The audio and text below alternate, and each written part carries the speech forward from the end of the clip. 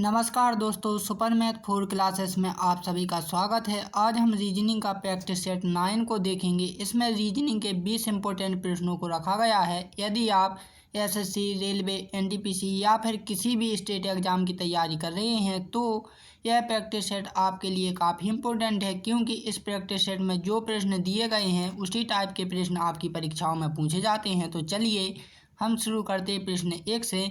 हमारा पहला प्रश्न दिया है कि नीचे दी गई आकृति में कौन सा विकल्प सही होगा। तो दोस्तों आप एक आकृति को देख सकते हैं, ये क्या है, एक सर्कल है। ठीक, इसमें कुछ संख्याएं लिखी हैं, कितनी, 28, 9, 27, 217 और 125 और क्वेश्चन मार्क। ठीक, यहाँ पर क्वेश्चन मार्क दिखाई दे रहा है, वहाँ पर हमें एक वैल्यू फाइंड करनी है। ठीक, तो इस टाइप के क्वेश्चन को करने से पहले दोस्तों इसका क्या पैटर्न को समझना पड़ता है। पैटर्न क्या दोस्तों, हमारे पास ये संख्याएं दी हैं तो इन्हीं संख्याओं में लॉजिक देखना है।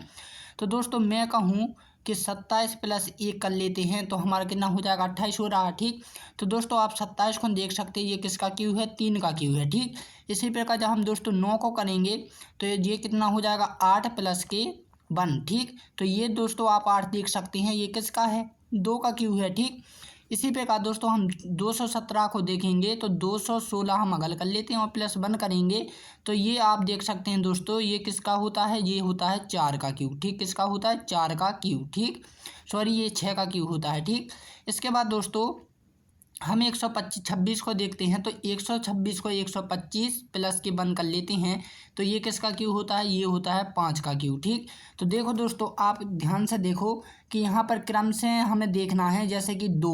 ठीक, 2 के बाद 3 आएगा, 3 के बाद यहाँ पर क्या आएगा दोस्तों, चौथी संख्या आएगी, फिर 5वीं और फिर 6वीं। ठीक, तो यानी दोस्तों 4 का क्यू कितना होता है, 64 होता है। ठीक, 64, और हम प्लस 1 कर रहे थे तो हम इसमें 1 प्लस करेंगे तो कितना हो जाएगा, 65। यानी यहाँ पर जो संख्या आएगी वो क्या आएगी दोस्तों, 65, जो कि ऑप्शन सी में मौजूद है। ठीक, तो मुझे उम्मीद है कि आप समझ गए होंगे। नेक्स्ट क्वेश्चन, तो नेक्स्ट क्वेश्चन है कि नीचे दिए गए श्रृंखला श्रेणी को पूर्ण कीजिए। एक यहाँ पर आपको क्या सीरीज दिखाई दे रही है। ठीक, तो ये सीरीज क्या है दोस्तों, बढ़ रही है, घट रही है, बढ़ रही है और घट रही है। ठीक, तो आपको जब भी बढ़ रही होती है या फिर घट रही होती है तो आपको एक एक पद छोड़कर देखा करें। ठीक, जैसे कि दोस्तों हम बात करते हैं किसकी, एक पद छोड़ते 99 से शुरू करते हैं। देखो 99 के बाद एक क्रमशः घटा है। ठीक, तो कितना हो गया, 98। ठीक, इसके बाद एक और घटा दिया तो कितना हो गया, 97 हो गया। ठीक, 97 में एक और घटा दिया तो 96 हो गया, यानी कि -1 हो रहा है। ठीक, अब हमने जो छोड़ा था दोस्तों, ठीक, क्योंकि हमें तो क्या करना है, यहाँ पर ज्ञात करना है तो हमें इस वाले पद को देखना होगा। तो 1 के बाद दोस्तों 2 आ रहा है क्रम से, 2 के बाद दोस्तों 3 आ रहा है, तो 3 के बाद क्या आएगा, 4 आएगा। ठीक, जो कि ऑप्शन सी में मौजूद है, 4। ठीक, नेक्स्ट क्वेश्चन, तो नेक्स्ट क्वेश्चन है दोस्तों कि उस वेन आरेख का चयन करें जो दिए गए वर्गों के बीच को संबंध को दर्शाता है। ठीक, तो यहाँ पर आप देख सकते हैं दोस्तों, घोड़ा, आदमी और कार। ठीक, ये आपके पास क्या 3 लेटर देकर रखे हैं। ठीक, तो इस टाइप के क्वेश्चन को करने से पहले दोस्तों उसके बारे में आपको क्या जानकारी होनी चाहिए। ठीक, जैसे कि दोस्तों हम स्वयं को ले लेते हैं, जैसे कि ये कौन है, आप हैं, तो ये आपकी मम्मी हो गई, समझ ली, तो आपका रिश्ता इनसे माँ का रिश्ता रहेगा। ठीक, ये आपकी क्या होगा, भाई, तो इससे आपका क्या रहेगा, भाई का रिश्ता। ठीक, ये आपकी दादी हैं तो इससे पोते का रहेगा। ठीक, ये आपके मामा हैं, ठीक, तो मामा का रहेगा। इस प्रकार से दोस्तों एक ही व्यक्ति का अगल अगल व्यक्ति से क्या होता है, अगल अगल संबंध होता है। इसी प्रकार दोस्तों जो शब्द हैं तो अगल अगल शब्दों से इनका संबंध भी अगल अगल होता है। इस प्रकार की हमें उसकी पूरी जानकारी होनी चाहिए। ठीक, अब देखो दोस्तों घोड़ा, ठीक, तो इसे हमें डायग्राम के थ्रू समझना है। तो घोड़े की बात करते हैं तो हम यहाँ पर एक सर्कल बना लेते हैं, ये क्या है, घोड़ा है। ठीक, तो अब हमें करना क्या है दोस्तों, घोड़ा और आदमी इन दोनों में क्या संबंध देखना है, क्या घोड़ा और आदमी में कोई संबंध है। तो देखो घोड़ा क्या है, एक जानवर है। ठीक, और आदमी क्या है, एक मनुष्य, जो कि दोस्तों अगल अगल प्रजाति के हैं। ठीक, तो इसका क्या है, मनुष्य का अगल भी एक सर्कल बन जाएगा। ठीक, अब बात करते हैं कार की। ठीक, तो कार का संबंध आपको घोड़े से भी देखना है और किससे, आदमी से भी देखना है। ठीक, अब देखो दोस्तों घोड़ा और कार, तो देखो घोड़ा एक प्राकृतिक चीज़ है। ठीक, यानी कि दोस्तों इसमें क्या है, ये एक जीव की तरह है। ठीक, और ये क्या है, निर्जीव है, यानी कि इसमें एक जान है और इसमें जान नहीं है। तो दोस्तों इसका क्या होगा, अगल पैराग्राफ होगा। ठीक, यानी डायग्राम बनेगा। अब आदमी और कार में देखें दोस्तों तो ये भी एक जीव है लेकिन ये निर्जीव है। ठीक, तो दोस्तों इसका भी अगल डायग्राम बनेगा, यानी कि दोस्तों तीनों के तीनों अगल अगल डायग्राम बनेंगे, इनमें कोई भी संबंध नहीं है आपस में। ठीक, तो ऑप्शन ए इसका राइट आंसर हो जाएगा। ठीक, क्योंकि ये अगल अगल दिखाई दे रहे हैं ना। ठीक, तो इसी प्रकार ऑप्शन ए इसका राइट आंसर हो जाएगा। ठीक, नेक्स्ट क्वेश्चन, तो नेक्स्ट क्वेश्चन है कि नीचे दिए गए त्रिभुज में कितनी आकृतियां हैं। ठीक, तो दोस्तों इस टाइप का क्वेश्चन करने के लिए आप लोगों के लिए मैं एक शानदार ट्रिक बताता हूं। आपको एक फॉर्मूला याद रखना है n, ठीक, n प्लस के 1/2। ठीक, ये फॉर्मूला आप नोट कर लीजिएगा। ये फॉर्मूला प्राकृतिक संख्याओं की गिनती के लिए होता है। ठीक, तो देखो जब भी आपको किसी भी त्रिभुज की आकृति या फिर कोई भी आकृति निकालने के लिए आए तो सबसे पहले तो दोस्तों क्या करिया करें आप कि उन्हें गिन लिया करें। जैसे कि हम दोस्तों छोटे वाले को गिनते हैं 1 2 3 4 5 6 7 8 9 10 और 11। ठीक, कितने हमारे 11 हैं। ठीक, कितने त्रिभुज हैं ये छोटे छोटे 11। अब कुछ बच्चों का डाउट ये भी होगा कि सर ये त्रिभुज नहीं है, ये तो क्या है, एक चतुर्भुज की तरह है। तो देखो दोस्तों इसमें आकृतियां पूछी हैं, त्रिभुज नहीं पूछा है, समझ रहे हैं ना। ठीक, इनने ये कहा है कि नीचे दी गई त्रिभुज, यानी कि ये पूरा का पूरा क्या है, त्रिभुज है। लेकिन इसमें कितनी आकृतियां हैं, चाहे वो त्रिभुज की हों या फिर किसकी हों, वर्ग की हों, ठीक, या फिर किसी की भी हों। ठीक, तो हमें वो आकृति ही देखनी है। तो ये कितनी हमारी 11। ठीक, तो 11 आपको क्या करना है दोस्तों, इस फॉर्मूले में रख देना है। ठीक, यहाँ पर दोस्तों एक फॉर्मूले में मिस्टेक है, n+1 है। ठीक, n प्लस इसमें माइनस कर दिया, n+1 है तो n की जगह पे आपको 11 रख दीजिए। आपने 11 रख दिए यहाँ पर। ठीक, तो ये कितना हो जाएगा 12, और 12 में जब आप इसको इंटू करोगे तो कितना हो जाएगा 2 और 3 132। 132/2 करोगे, ठीक, जब काटोगे तो ये कितना बचेगा 66 बचेगा। ठीक, तो ये तो आपकी नीचे वाली आकृतियाँ आई। ठीक, अब दोस्तों 12 ये हैं, 11 हमारी ये आकृतियाँ हैं, तो 11 ही हमारी ये वाली भी होंगी। ठीक, क्योंकि आप देख सकते हैं यहाँ पर क्या है, एक रेखा खींची हुई है। ठीक, क्या खींची हुई है, रेखा, इसलिए ये डायग्राम अगल हैं और ये डायग्राम क्या अगल हैं। तो इसी प्रकार दोस्तों ये भी 132 आ जाएगा, और 132 में जब हम 2 का करेंगे मल्टीप्लाई इंटू करेंगे तो ये भी हमारा 66 आ जाएगा। अब 66 और 66 को हम प्लस करेंगे तो हमारा कितना आ जाएगा दोस्तों, वो आ जाएगा 132। तो ऑप्शन बी इसका राइट आंसर हो जाएगा। ठीक, तो इस टाइप के क्वेश्चन आपको इस फॉर्मूले के माध्यम से करनी है। ये फॉर्मूला मैं स्पष्ट रूप से लिख देता हूँ ये मिटाकर, ताकि आपको कोई कन्फ्यूजन ना रहे।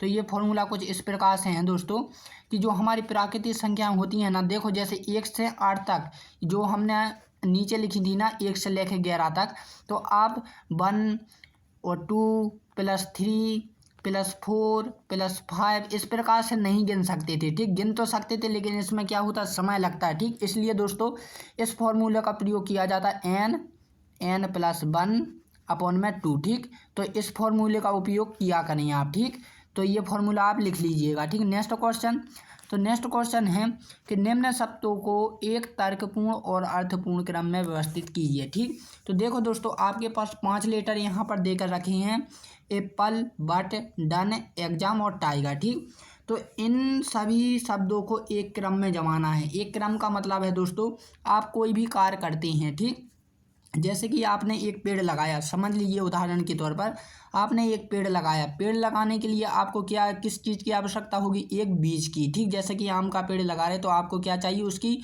गुठली चाहिए होगी। ठीक, तो ये हमने क्या बीज ले लिया। बीज के बाद दोस्तों फिर वो क्या बन जाता है, पौधा बन जाता है। ठीक, पौधे के बाद दोस्तों वो पेड़ बनता है, पेड़ के बाद उससे क्या है, फल लगते हैं, फल को फिर हम तोड़ते हैं, फिर खाते हैं। ठीक, तो ये क्या हो गई, पूरी प्रक्रिया हो गई शुरू से लेकर एंड तक। इसी प्रकार दोस्तों ये लेटर लिखे हैं तो हमें शुरू से लेकर एंड तक लिखना है। ठीक, तो इसका मैं आपको दूसरा लॉजिक भी बताऊंगा कि ये किस प्रकार से किया जाता है। ठीक, तो दोस्तों सबसे पहले एप्पल की बात करते हैं। देखो यहाँ पर आपको अल्फ़ाबेट क्रम में जमाना है। ठीक, समझ रहे हैं ना, जैसे ABCD आपने कहीं पर डिक्शनरी देखी होगी तो उसमें क्या है, जो शब्द लिखे होते हैं ना, जो स्पेलिंग लिखी होती है वो क्या है, एक लेटर के रूप में जमी होती हैं। ठीक, जैसे कि एप्पल, तो इसका पहला क्या आ जाएगा, एप्पल।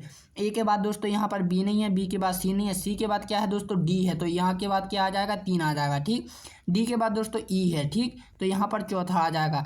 अब दोस्तों फिर क्या नहीं है, EFGHIJKLMNOPQRS टी आ गया। ठीक, तो ये कितने नंबर पर है, 5वें नंबर पर, तो 5वें लिख देते हैं। ठीक, टी के बाद UVW। ठीक, अब क्या बचा हमारे पास, W आ गया। ठीक, तो ये क्या होगा, हमने क्रम से जमा लिया, किसी ऑप्शन में है, जो ऑप्शन सी में है। ठीक, तो मुझे उम्मीद है कि आप समझ गए। अब दोस्तों आपको मैंने कहा था कि एक क्वेश्चन और बताऊंगा कि इसी टाइप से पूछा जाता है। तो देखो एक क्वेश्चन आपको डिक्शनरी का भी आता है, लेकिन ये क्वेश्चन एक तर्कपूर्ण और अर्थपूर्ण क्रम में व्यवस्थित करनी, वो स्पष्ट रूप से कहेगा कि डिक्शनरी के रूप में जमाइए। तो आपको फिर क्या देखना होगी, जैसे हमने देखा था ए, ठीक, तो हमने ए भी लिख लिया था, लेकिन दोस्तों फिर आपको इसके पूरी के पूरे लेटर देखने पड़ते थे, ठीक, कि कौन सा क्रम कब आएगा, ठीक। तो वो दूसरा क्वेश्चन है, ये दूसरा टाइप का क्वेश्चन है, ठीक। तो याद रखें इस क्वेश्चन को। नेक्स्ट क्वेश्चन, तो नेक्स्ट क्वेश्चन है कि दिए गए कथनों को सत्य मानिए और बताइए कि कौन सा निष्कर्ष कथनों का तार्किक रूप से अनुसरण करता है, ठीक। आपके पास कथन है नंबर 1, सभी यू ई हैं, ठीक। सेकंड, कुछ एस ई हैं, आपको निष्कर्ष कुछ यू ई हैं और कुछ एस ई हैं, ठीक। तो दोस्तों आपको क्या है, ये सॉल्व करना है। माने कि ये दो स्थिति उनने दी हैं कि इनमें से एक कोई स्थिति बताइए कि क्या ये फॉलो कर रहा है या नहीं। तो दोस्तों हमें क्वेश्चन करना है इससे, ठीक, जो कथन दिया है। हमारे फर्स्ट रहेगी कि सभी यू क्या है, यू ई हैं। तो हमने पहले तो यू बना लिया, ठीक, क्या है, ये यू का सर्कल बना लिया, ठीक, क्या है, यू है, ठीक। उसने क्या बोला, सभी यू ई हैं। तो दोस्तों जो ई है, ई के अंदर ही तो यू होंगे, तभी तो क्या होंगे, सभी ई यू होंगे, ठीक। तो क्या है दोस्तों, यू सभी ई हैं, तो ये किसके अंदर आ जाएगा, ई के अंतर्गत आ जाएगा, ठीक। अब नेक्स्ट वाली जो सेकंड वाली रहेगी स्थिति कि कुछ एस ई हैं, यानी दोस्तों जो एस का डायग्राम बनेगा वो कहाँ बनेगा, इधर बनेगा, ठीक। तभी तो दोस्तों इसमें कुछ ई होंगे और कुछ एस होंगे यहाँ पर, ठीक। तो ये हमें बताना है। तो अब आपके पास निष्कर्ष क्या है कि कुछ यू ई हैं। तो देखो दोस्तों ये गलत स्थिति है, सभी के सभी यू क्या हैं, ई हैं, यानी ये सभी के सभी क्या हैं, यू ई के अंदर हैं यू। तो ये तो क्या हो गई, पहली स्थिति गलत हो गई, ठीक। नेक्स्ट स्थिति क्या है कि सभी एस नहीं, कुछ एस ई हैं। तो यानी दोस्तों यहाँ पर देख सकते हैं कि कुछ यहाँ पर ई भी हैं और कुछ एस भी हैं, यानी कि ये वाली स्थिति फॉलो कर रहा है। तो ऑप्शन 20 का राइट आंसर हो जाएगा कि केवल निष्कर्ष सेकंड अनुसरण करता है, ठीक। नेक्स्ट क्वेश्चन, तो दोस्तों ये आता है आपका ब्लड संबंध से, ठीक। आपके भाई की माँ का भाई की माँ का छोटा बेटा आपका क्या लगेगा। देखो दोस्तों इस टाइप के क्वेश्चन करने में मज़ा आता है। आप, ठीक, तो आपका मतलब है दोस्तों ये कौन है, आप हैं, आपका भाई है, ठीक, और भाई की माँ क्या होंगी, आपकी भी माँ होंगी, ठीक। अब माँ के भाई, माँ का भाई आपका क्या होगा दोस्तों, मामा होंगे, ठीक। मामा, मामा की माँ, अब मामा की माँ क्या होंगी दोस्तों, आपकी नानी होंगी, ठीक। कौन होंगी, नानी होंगी, ठीक। अब उसने क्या बोला है कि माँ का छोटा बेटा, यानी कि हमारी नानी का छोटा बेटा कौन होगा, तो हमारे छोटे मामा होंगे, ठीक। तो कौन लगेंगे, हमारे छोटे मामा। लेकिन दोस्तों इसमें डायरेक्टली दिया है मामा लगेंगे, तो ऑप्शन सी इसका राइट आंसर हो जाएगा, ठीक। तो मुझे उम्मीद है कि आप समझ रहे होंगे इस क्वेश्चन को। नेक्स्ट क्वेश्चन, तो नेक्स्ट क्वेश्चन है कि एक डिजिटल घड़ी में 4:55 हो रहे हैं तो जल में प्रतिबिंब क्या होगा। देखो दोस्तों यहाँ पर आपको जल में प्रतिबिंब भी पूछ सकता है और दर्पण प्रतिबिंब भी पूछ सकता है, ठीक। तो ध्यान रखें ये बात एक ही है, ठीक। तो यहाँ पर दोस्तों जब भी आपको क्लर्क वाला कोई भी क्वेश्चन आता था तो आप 11:60 में से दिया हुआ समय घटा देते थे, ठीक। जैसे 4:55 घटा दिए तो कितना बचेगा हमारा, 7:05। कितना बचेगा, 7:05, जो कि ऑप्शन सी आप लोग कर देते। लेकिन दोस्तों यदि आपने सवाल को अच्छी तरह से पढ़ा होगा तो आप समझ गए होंगे कि इसमें कौन सा आंसर राइट होगा, ठीक। तो देखो दोस्तों इसमें क्या है, आपने आंसर को नहीं पढ़ा है स्पष्ट रूप से। तो इसमें हुआ कुछ ऐसा है दोस्तों, जैसे कि एक डिजिटल घड़ी में 4:55 हो रही हैं तो जल में प्रतिबिंब क्या बनेगा, ठीक। तो आप ध्यान दें दोस्तों यहाँ पर एक डिजिटल घड़ी दी है, ठीक। डिजिटल घड़ी अब मुझे बताने की आवश्यकता नहीं कि क्या होती है, जो नंबर होती हैं वो होती है, ठीक। तो दोस्तों यहाँ पर डिजिटल घड़ी का कभी भी आप डिजिटल घड़ी को पानी में करना दोस्तों तो वो उसका प्रतिबिंब नहीं बनाती है, ठीक। कभी भी डिजिटल घड़ी अपना प्रतिबिंब नहीं बनाती है, चाहे वो दर्पण में हो या फिर जल में हो। तो ऑप्शन डी इसका राइट आंसर हो जाएगा कि मान ज्ञात नहीं किया जा सकता। लेकिन दोस्तों कुछ बच्चे बिना ही सोचे समझे इसका हल कर देते और ऑप्शन सी लगाकर आ जाते, ठीक। तो याद रखें कि कोई भी डिजिटल घड़ी हो दोस्तों वो जल में या फिर दर्पण में प्रतिबिंब कभी नहीं बना सकती, इसलिए ऑप्शन डी इसका राइट आंसर हो रहा है कि मान ज्ञात नहीं किया जा सकता, ठीक। तो याद रखें इस चीज़ को एसएससी सीजीएल 2023 में पूछा जा 24 में ही पूछा चुका है। देखो 23 तारीख 7वें महीना में, ठीक। नेक्स्ट क्वेश्चन, तो नेक्स्ट क्वेश्चन है कि निम्नलिखित प्रश्न में से प्रश्न चिन्ह के स्थान पर कौन सी संख्या आएगी, ठीक। तो देखो दोस्तों लुप्त संख्या को कैसे पहचाना जाता है, तो आप समझिए।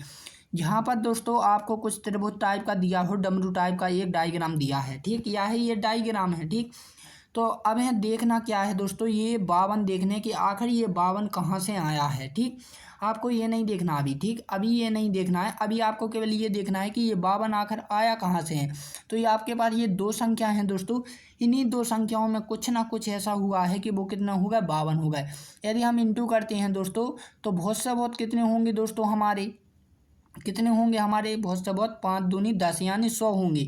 100 ये तो जाना हो जाएंगे। ठीक, तो इंटू तो नहीं हुआ, यदि घटाएंगे दोस्तों तो 15 बचेंगे, तो ये भी नहीं हुआ। यदि हम भाग करेंगे दोस्तों तो 4 आनी चाहिए थी, यानी दोस्तों इसमें इस टाइप का कोई भी लॉजिक नहीं लग रहा है। ठीक, यदि हम जोड़ेंगे तो 25 आ रहा है। ठीक, तो देखो दोस्तों किस टाइप से आ रहा है मैं बताता हूँ। यदि हम इसे प्लस कर देते हैं, ठीक, क्या कर रहा है, प्लस कर रहा है 25। ठीक, यदि 25 में दोस्तों हम क्रॉसिंग मैथ का प्रयोग करें, अब क्रॉसिंग मैथ क्या होती है, तो दोस्तों उन संख्या को पलट दिया जाता है। ठीक, वही होती है क्रॉसिंग मैथ। यदि 5 को हम आगे ले जाएं और 2 को पीछे ले जाएं तो ये कितना हो जाएगा, 52 हो जाएगा। ठीक, इसे हम क्या क्रॉसिंग मैथ बोलते हैं। ठीक, कुछ बच्चे नहीं जानते हैं तो बता दिया है कि इसे ही हम क्या क्रॉसिंग मैथ बोलते हैं। ठीक, तो आगे आना कौन सा लॉजिक, इन दोनों को जोड़ने पर उन संख्याओं को क्रॉसिंग मैथ के जरिए से पलट दिया है संख्याओं को। ठीक, इसी प्रकार दोस्तों हम इन दोनों को जोड़ेंगे तो कितना हो जाएगा, 36 हो जाएगा। ठीक, अब इसमें जब हम क्रॉसिंग मैथ का प्रयोग करेंगे, इन संख्याओं को पलटेंगे तो ये कितना हो जाएगा, 63 हो जाएगा, जो कि ऑप्शन डी में दिया हुआ है। ठीक, तो इस स्थान पर क्या आ जाएगा, 63 आ जाएगा। ठीक, मुझे उम्मीद है कि आप समझ गए होंगे। नेक्स्ट क्वेश्चन, तो नेक्स्ट क्वेश्चन है दोस्तों, बहुत इंपॉर्टेंट क्वेश्चन है। यदि 1 नवंबर को, क्या है दोस्तों, 1 नवंबर को सोमवार है, यहाँ पर दिन याद रखना कौन सा है, सोमवार है, तो 1 दिसंबर को क्या होगा। ठीक, दोस्तों ये दैनिक जीवन में भी आपके उपयोग में आने वाले क्वेश्चन हैं, तो आप ऐसी चीज़ों को क्या है हर वक्त नोट कर लिया करें। ठीक, जैसे कि दोस्तों इसने पूछा 1 नवंबर, तो सबसे पहले तो आपको ये पता होना चाहिए कि नवंबर का जो महीना होता है वो कितने दिन का होता है। ठीक, तो वो होता है दोस्तों कितने, 30 दिन का। ठीक, अब उसने बोला है 1 नवंबर को क्या है, सोमवार है, तो दोस्तों 30 में से आपको 1 माइनस भी करना है। ठीक, अब उसने ये बोला है दोस्तों कि 1 दिसंबर को कौन सा दिन होगा, तो दोस्तों नवंबर के बाद क्या आता है, दिसंबर, तो उसने ये बोला है कि 1 दिसंबर को क्या होगा, तो आपको 1 इसमें प्लस भी करना होगा। ठीक, और आपको अपॉन में 7 भी करने होंगे, क्योंकि दोस्तों आप जानते हैं कि कैलेंडर में 7 दिन होते हैं, इसलिए दोस्तों हमेशा दोस्तों आपको क्या करना है, 7 से डिवाइड भी करते रहना है। ठीक, तो दोस्तों जब हम घटाएंगे तो 1 से कट जाएगा और 7 चौके 28। ठीक, कितने बचे हमारे शेष, 2 बचे हैं, तो हमें मात्र इस शेष से ही मतलब है, बाकी की किसी संख्याओं से मतलब नहीं होता है। ठीक, तो हमारा शेष कितना बचा है, 2 बचा है। अब 2 से हम पता कैसे करेंगे दोस्तों कि कौन सा दिन कब है। ठीक, तो देखो दोस्तों आपको क्या पूछा है, नवंबर का महीना, ये क्या है, पीछे है, पीछे से आपको आगे की ओर पूछा है कि 1 नवंबर से 1 दिसंबर को कौन सा दिन होगा, तब आपको सोमवार में क्या दोस्तों 2 जोड़ देना है, यानी कि दोस्तों सोमवार के बाद क्या आएगा, मंगलवार आएगा। ठीक, और मंगलवार के बाद क्या आएगा, बुधवार आएगा, जो कि ऑप्शन डी हो जाएगा। ठीक, यदि दोस्तों आपसे इस प्रकार का क्वेश्चन पूछता कि यदि 1 नवंबर को क्या है, सोमवार है, तो यहाँ पर यदि दिसंबर की जगह दोस्तों अक्टूबर दे देता कि 1 अक्टूबर को क्या था, तब आपको इसमें से 2 माइनस करनी थी, यानी कि दोस्तों 2 माइनस का मतलब ये है कि सोमवार से पीछे क्या होगा, रविवार होगा, रविवार से पीछे क्या होगा, शनिवार होगा। ठीक, तो वो आपका 1 अक्टूबर को कौन सा दिन होगा, शनिवार का दिन होगा। ठीक, तो आप कैलेंडर में देख लेना, जो आपने ये वाला क्वेश्चन किया है ना, सेम वही का वही क्वेश्चन आपको कैलेंडर में भी दिख सकता है। ठीक, नेक्स्ट क्वेश्चन, तो नेक्स्ट क्वेश्चन है दोस्तों, निम्नलिखित प्रश्न में दिए गए विकल्प में से सम अक्षर का समूह का चयन करें। देखो दोस्तों जब आपके पास कोई भी बड़ी संख्या हो, ठीक, और उसका सम विषम आपको नहीं आ रहा है करना, तो दोस्तों इसमें क्या लॉजिक लगाया करें कि आप उन सभी संख्याओं को जोड़ दिया करें, जैसे कि 2 3 5 और कितने हो जाएंगे, 9। ठीक, तो हमने यहाँ पर 9 लिख लिया। ठीक, अब इन दोनों को जोड़ेंगे तो कितना हो जाएगा, 7 हो जाएगा। ठीक, यदि हम इन दोनों को तीनों को जोड़ेंगे तो कितना हो जाएगा, ये हो जाएगा 15। ठीक है, जब हम इन दोनों को जोड़ेंगे तीनों को तो कितना हो जाएगा, 10 हो जाएगा। अब आप इन संख्याओं में देखिए दोस्तों क्या अगल दिख रहा है, यानी दोस्तों 9 क्या है, एक विषम संख्या है, 7 क्या है, एक विषम संख्या है, और 15 भी एक विषम संख्या है। लेकिन दोस्तों जो हमारी 10 है वो कैसी संख्या है, एक सम संख्या है, और यहाँ पर यही पूछा है कि सम अक्षर का समूह चयन कीजिए, तो यानी दोस्तों ऑप्शन डी इसका राइट आंसर हो जाएगी कि जो 118 है वो क्या है, सम संख्या है। ठीक, नेक्स्ट क्वेश्चन। तो नेक्स्ट क्वेश्चन है दोस्तों, यदि सेलेक्ट को 36 और कॉपी को 16 लिखा जाता है तो कीबोर्ड को क्या लिखा जाएगा। ये बहुत इंपॉर्टेंट क्वेश्चन है दोस्तों, कई बार रिपीट हो चुका है। ठीक, अब देखो हमें देखना क्या है दोस्तों, सेलेक्ट को देखना है, आखिर सेलेक्ट को उन्होंने किस आधार पर 36 लिखा है। ठीक, तो देखो दोस्तों आप देख सकते हैं जो सेलेक्ट है दोस्तों, इसमें कितने वर्ड हैं, 6 वर्ड हैं। ठीक, यदि हम 6 का स्क्वायर कर दें दोस्तों तो हमारा कितना आ रहा है, 36 आ रहा है। ठीक, इसी प्रकार कॉपी में देख सकते हैं दोस्तों, कॉपी में 4 वर्ड हैं। ठीक, 4 का स्क्वायर करेंगे तो हमारा कितना हो रहा है, 16 हो रहा है। ठीक, इसी प्रकार दोस्तों जब हम ये ट्रिक हम इसमें अप्लाई करेंगे तो कीबोर्ड में आप देख सकते हैं दोस्तों 2 3 3 6 और 2 8 हैं। ठीक, तो जब हम 8 का स्क्वायर करेंगे दोस्तों तो कितना आ जाएगा, वो आ जाएगा हमारा 64। ठीक, जो कि कितना आ जाएगा हमारा 64 आ जाएगा, जो कि ऑप्शन सी में मौजूद है। ठीक, नेक्स्ट क्वेश्चन। तो नेक्स्ट क्वेश्चन है दोस्तों कि निम्न शब्दों के अक्षरों का संबंध ज्ञात कीजिए। ठीक, अब देखो ये बहुत इंपॉर्टेंट क्वेश्चन आ गया है कि जो स्टूडेंट का संबंध है वो किससे हैं, विद्यालय से हैं। ठीक, इसी प्रकार डॉक्टर का संबंध हमें यहाँ पर बताना है। ठीक, अब देखो दोस्तों जो स्टूडेंट होता है, जो विद्यार्थी होते हैं, उनका जो काम होता है दोस्तों, वो विद्यार्थी कहाँ कहाँ पर जाते हैं काम के लिए, काम ही समझ लीजिए। हम जैसे कि पढ़ने के लिए जाते हैं तो कहाँ जाते हैं, विद्यालय में जाते हैं। ठीक, एक स्टूडेंट है, एक विद्यार्थी है, वो हमेशा कहाँ जाता है, विद्यालय में जाता है। अब ये मत बोलना सर मैं कॉलेज जाता हूँ, मैं कोचिंग जाता हूँ। ठीक, तो इस टाइप का कुछ नहीं, उन्होंने डायरेक्टली दिया है विद्यालय। ठीक, चाहे वो आप कॉलेज जाते हो, चाहे विद्यालय जाते हो, चाहे कोचिंग जाते हो। ठीक, इसी प्रकार दोस्तों जो क्या है आपका डॉक्टर है, तो डॉक्टर आपका जो होगा दोस्तों वो अक्सर कहाँ पर होता है और कहाँ पर जाता है।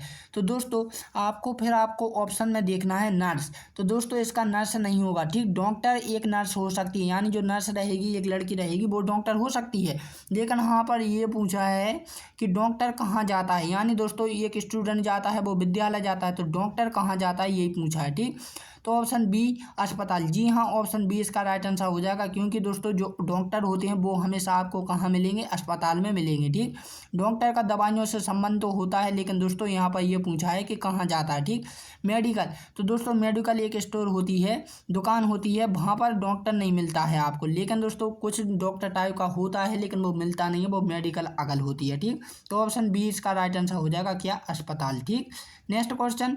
तो नेक्स्ट क्वेश्चन है दोस्तों कि नीचे दिए गए श्रृंखला श्रेणी में रिक्त स्थान को पूर्ण कीजिए। ठीक, तो यहाँ पर बहुत इंपॉर्टेंट क्वेश्चन है दोस्तों कि 3 5 7 क्वेश्चन मार्क 13 17 और 19। ठीक, तो यदि आप इन संख्याओं को दोस्तों क्रम से देखें और अच्छे ध्यान से देखें दोस्तों तो आपसे ये क्वेश्चन हो सकता है। ठीक, अब कैसे हो सकता है मैं बताता हूँ। तो दोस्तों आप ध्यान से देखें दोस्तों 3 5 7 ये एक ऐसी संख्याएं हैं दोस्तों, ये प्राइम संख्याएं हैं जिन्हें दोस्तों हम अभाज्य संख्याओं के रूप में जानते हैं। ठीक, अब अभाज्य संख्याएं यानी प्राइम नंबर क्या होते हैं, तो दोस्तों वो होते हैं जो कि स्वयं से कटते हैं या फिर एक से। जब भी दोस्तों आप 3 में भाग दोगे ना, या तो ये 3 ही से कटेंगे, ठीक, या फिर ये 1 से कटेगा। ठीक, इसके अलावा ये किसी भी संख्या से नहीं कटेगा। तो ये होती हैं प्राइम नंबर यानी कि अभाज्य संख्याएं। ठीक, तो मुझे उम्मीद है कि आप प्राइम नंबर को समझ गए होंगे। ठीक, तो दोस्तों ये क्या है, क्रम से लिखी हुई हैं। देखो जैसे 3 के बाद दोस्तों 4 आती है, 4 एक दोस्तों क्या है, प्राइम नंबर नहीं है, वो एक भाज्य संख्या है। उसके बाद क्रम से क्या आती है, 5 आती है। ठीक, तो 5 कैसी है, एक अभाज्य संख्या। 5 के बाद दोस्तों क्रम से क्या आती है, 7 आती है। 7 के बाद दोस्तों आप यदि 9 को सोच रहे हैं तो 9 नहीं है। ठीक, 9 नहीं है, एक अभाज्य संख्या 9 नहीं है, वो है 11। ठीक, 11 के बाद दोस्तों 13 आती है जो कि यहाँ पर लिखी है। 13 के बाद दोस्तों 17 आती है, वो भी लिखी है। 17 के बाद दोस्तों 19 आती है। ठीक, अब दोस्तों यदि आप 11 को किसी भी 11 और 1 के अतिरिक्त इस संख्या को जब भी भाग दोगे ना दोस्तों तो ये किसी से नहीं कटेगी, केवल इन दो को छोड़कर। ठीक, इसी प्रकार 19 और 1 को छोड़कर ये किसी भी संख्या से नहीं कटेगी, ये होती हैं अभाज्य संख्या प्राइम नंबर। ठीक, तो ऑप्शन बी इसका राइट आंसर हो जाएगा कि कितना आ गया हमारा 11 और 19। ठीक, नेक्स्ट क्वेश्चन। तो नेक्स्ट जो क्वेश्चन है दोस्तों कि एक पंक्ति में मोहन बाईं छोर से 255वां है और यदि नीलेश बाईं छोर से 55वां है तब उनके बीच में कुल कितने व्यक्ति हैं। तो ये भी इंपॉर्टेंट क्वेश्चन है दोस्तों। जब भी आपको किसी भी स्थान या फिर बा ठीक के रूप में कोई भी क्वेश्चन आए, जैसे कि इस प्रकार से आया है, ठीक, तो आपको क्या करना है कि जो सबसे बड़ी स्थान होती है, सबसे बड़ा स्थान होता है, तो हमारा बड़ा स्थान क्या है 255 है। ठीक, और उसके बाद दोस्तों छोटा वाला घटा दीजिए, कितना हो जाएगा हमारा 55। छोटा कितना है 55 है, ठीक। तो दोस्तों जब हम घटाएंगे तो हमारा कितना बचेगा 200 बचेगा, ठीक। कितना बचेगा 200। अब दोस्तों बचने के बाद हमेशा आपको -1 कर दीजिएगा, ठीक। उसमें से आपको क्या कर देना है, मन से -1 कर देना है, तो कितना आ जाएगा 199 आ जाएगा, ठीक, जो कि ऑप्शन सी में मौजूद है, ठीक।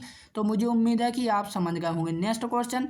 तो नेक्स्ट क्वेश्चन दोस्तों ये है कि 31 दिन वाले महीने के अंतिम दिन मंगलवार है, तो उसी माह के 16वें दिन कौन सा वार होगा। तो ये क्वेश्चन मैं आप लोगों को करा चुका हूँ, बस इसका थोड़ा सा मैंने लुक चेंज कर दिया है, जिसे आप दोस्तों मुझे कमेंट करके बताएंगे। इसका मुझे लॉजिक भी साथ में बताना, ताकि इसका मुझे पता चले कि आपको समझ में आया है या नहीं। तो दोस्तों अब हम मिलते हैं अपनी अगली वीडियो में, तब के लिए जय हिंद एंड जय भारत।